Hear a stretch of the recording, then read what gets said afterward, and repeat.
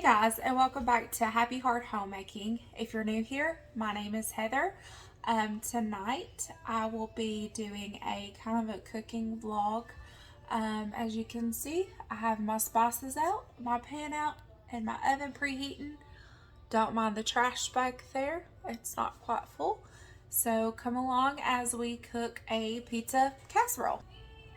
First, you will need a medium-sized bowl, some oats, pizza sauce. This is homemade pizza sauce that I made. Some milk, 2 pounds of either Italian sausage, turkey, or ground beef.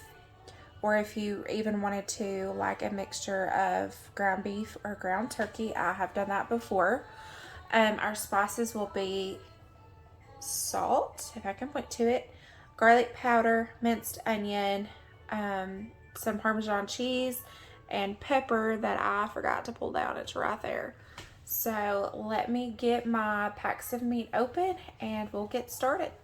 In my bowl, I'm going to open up my 2 pounds of meat.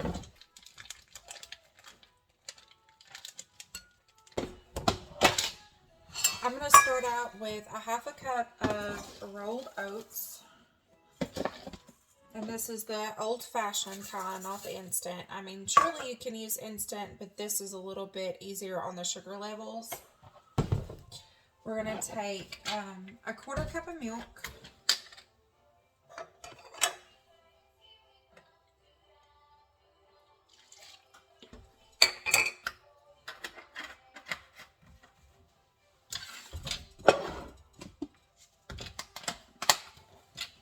A 1/4 cup of Parmesan cheese. And this is just the green can cheese. I'm going to do 1/8 of a teaspoon of salt because the Parmesan cheese is naturally salty. So I'm going to do 1/8 of a teaspoon of salt.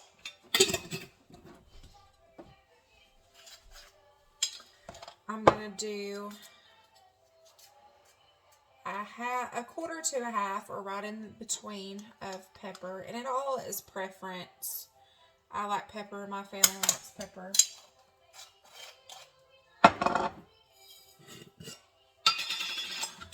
We like onions, so if you were using a fresh onion, I would do a 1/2 to a full onion, depending on your preference, or if you're using dry, because I'm out, I'm going to do 2 full tablespoons of mixed onion. And I'm going to do 1 full tablespoon of dry granulated garlic. If you were using fresh, you could use a couple cloves. If you were using minced, you would use a full tablespoon or 2, depending on how much you like it. My oven is preheated to 400 degrees, and we're going to pre-bake these, and then we're going to put them in a casserole. What your mixture will look like when it's all mixed up, and I would let it sit for about 5 or 6 minutes so that the oats can get kind of softened and things to kind of meld together a little bit. So now we're going to roll them into meatballs, about yay big. And I have a parchment lined pan, sheet pan, that I'm just going to space them evenly apart and cook them in the oven at 400 for about 25 to 30 minutes. And then when I come back, we will top them with some good stuff and cook them again. This is what the meatballs look like when they come out of the oven. They are not quite finished, but we're going to finish cooking them when we add everything else. So pizza sauce, Parmesan cheese, oil to spray your pan with, and about 2 cups of cheese. Today I'm using Colby and Monterey Jack, but you can use mozzarella or any good melting cheese like that. So now what I'm going to do is I'm going to put all of my meatballs in this pan, in this bowl.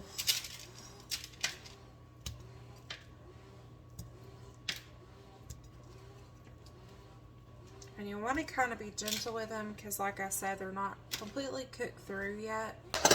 After this, you're going to take your pizza sauce. I am going to use a pint-sized jar for mine, but you can use one or two or however saucy you like your casseroles. I'm going to start out with a half of, just to kind of get everything coated. Now I'm going to spray my 9x11 pan with cooking spray.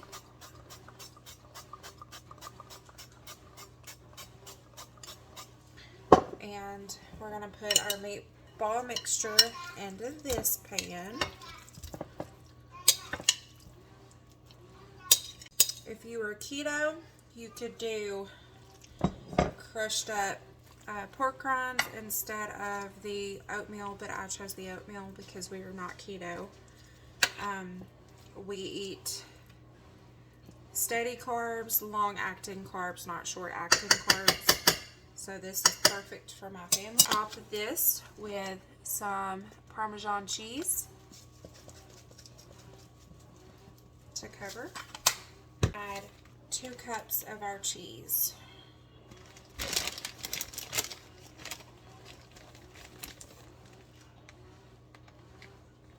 You add some mushrooms that I have hanging out in the refrigerator that needed to get eat.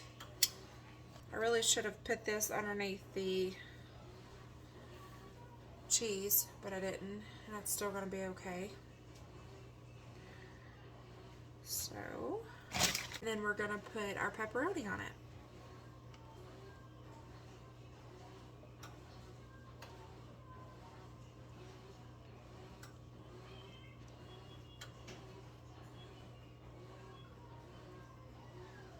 We are going to cover this for the first 15 minutes and then with aluminum foil, and then after this we will take the foil off and bump up the heat a little bit, and we're going to brown it as it comes out.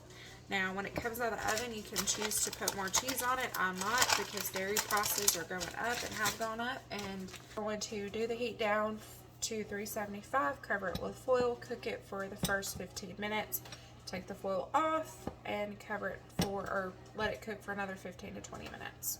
Oh, Mama. A little, yes, baby. Oh. Uh-huh. You want to tell them how to make this second recipe that we're going to have for supper? No? Okay. Along with our pizza casserole, I'm going to go ahead and make a spinach egg scramble. My great-grandmother, whenever we would have vegetable dinner, she would make this for us, and it was very nutritious and high protein and very simple and easy to make, and my family absolutely loves it, and they ask for it weekly, if not monthly, all the time. They like it. What you will need is, you're going to need some spinach, and I'm using this baby spinach from Market Side. It is really kind of wilted, so this is how I use up my vegetables so they don't go to waste. You're going to need a teaspoon of garlic, a teaspoon of salt, and about 1/8 to 1/4 of a teaspoon of pepper. And then a cup of cheese and 2 eggs, and then also you're going to need 2 tablespoons of butter, depending on how much spinach you have, and I have almost a full container. So let me show you how I put this together.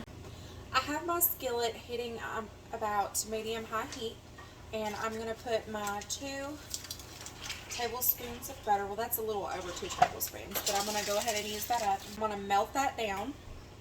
And whenever I put my spinach in here, I do like to cover it so that it gets good wilted. And it doesn't take long. This probably takes about 5 minutes to cook up. Not only is it good for like a side dish for dinner, but it's also a good breakfast option. And you can stick it in a tortilla and put some salsa on it, or just eat it out of the bowl like this. So, okay, now that my butter is all melted, I'm going to go ahead and put in my spinach that has been washed.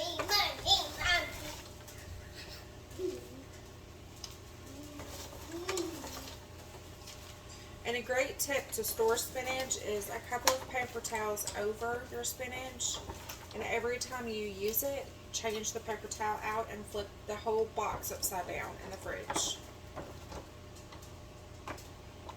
I'm going to put a full teaspoon of garlic in here.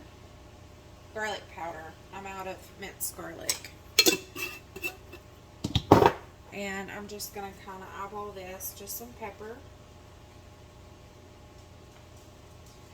And some salt.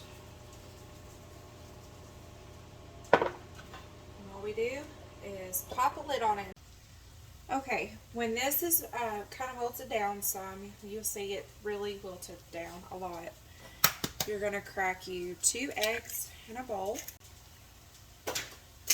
Just going to scramble them up and pour them into your spinach mixture. And then you're going to cook these until the eggs are done. And now we will add our cup of cheese. And we will melt this down. So this is what the casserole looks like when you pull it out of the oven. I have already served out plates. There is a shot of the plate. That's the casserole. That's the spinach. And Aiden wanted some lettuce and cheese for tonight. Future Heather. I hope you enjoyed watching the pizza casserole and the spinach scramble. With that being said, always remember to wake up with a grateful and happy heart. God bless you all.